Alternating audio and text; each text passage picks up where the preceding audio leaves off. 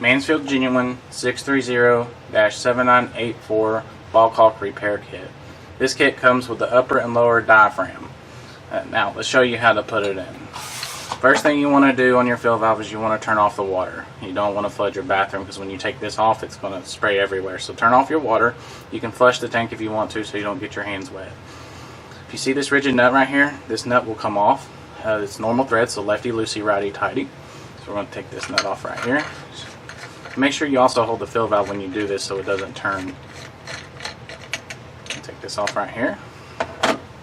This lever and nut will come off. And your little white piece right here. Now you'll see there's the solid diaphragm, and then under this one there's going to be one with a hole. A little flathead screwdriver works the best. You stick it in the little slot right here. Just push up just a little bit. Here comes the first one. And there comes the other one. Right there. Now this is what it'll look like when you have the seals completely out. Now let's show you how to put them back in. First thing you're going to do is put the one with the hole in the bottom. Get it in there. Stick it in just a little bit. Make sure that it's in there good. Put this one back on.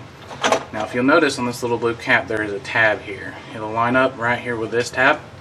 But you'll want to put your little white piece in first. Then you'll line it up with the little hole right here. That, turn it, get the tab in place here, make sure everything is straight, just like that. Take your nut over the little lever right here, back on, again it's normal thread, tighten it back up. I want to make sure you get this one pretty tight because it is holding pressure. Alright, then you should be done. You can turn the water back on and test it, and if you have to, you can do a little fine adjustment right here with this screw.